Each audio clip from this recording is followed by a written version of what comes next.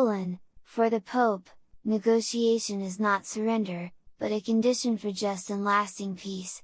Following Pope Francis' interview on the war in Ukraine with Radio Television Suisse, Cardinal Secretary of State Pietro Parolin discusses the issue with the Italian newspaper Corriere della Sera, saying there is a risk of nuclear escalation. We published a full text of an interview given to John Guido Vecchi by Cardinal Secretary of State Pietro Parolin, published on Tuesday in the Italian newspaper Corriere della Sera. Q. Your Eminence, it is clear that the Pope is calling for negotiation rather than surrender. But why address only one of the two parties, Ukraine, and not Russia? And isn't there a risk that invoking the defeat of the aggressed party as motivation for negotiation is counterproductive? As the director of the Holy See Press Office said, citing the Holy Father's words on February 25 of last year, the Pope's appeal is that conditions be created for a diplomatic solution in the pursuit of a just and lasting peace. It is obvious that responsibility for the creation of such conditions does not fall solely on one of the parties but on both, and the first condition seems to me to be precisely putting an end to the aggression. One must never forget context, which in this case is a question that was addressed to the Pope. He, in response, spoke of negotiation and, in particular, the courage to negotiate, which is never a surrender.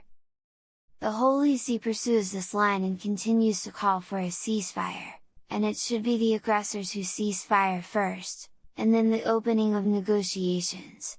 The Holy Father explains that negotiating is not weakness but strength.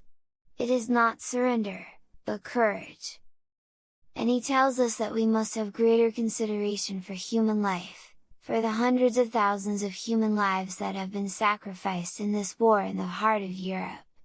These are words that apply to Ukraine as well as to the Holy Land and to the other conflicts that afflict the world. Q. Is a diplomatic solution still a possibility? Since these are decisions that depend on human will, there always remains the possibility of reaching a diplomatic solution. The war unleashed against Ukraine is not the result of an uncontrollable natural disaster but solely of human freedom. The same human free will that caused this tragedy also has the possibility and the responsibility to take steps to end it, and pave the way for a diplomatic solution. Q. Is the Holy See concerned about escalation? This is something you yourself have mentioned, saying that the hypothesis of involvement of Western countries is a frightening one. The Holy See is concerned about the risk of a widening of the war. The escalation of the conflict, the outbreak of new armed clashes, and the arms race are dramatic and disturbing signs in this regard. The widening of the war would mean new suffering, new mourning, new victims, and new destruction, adding to what the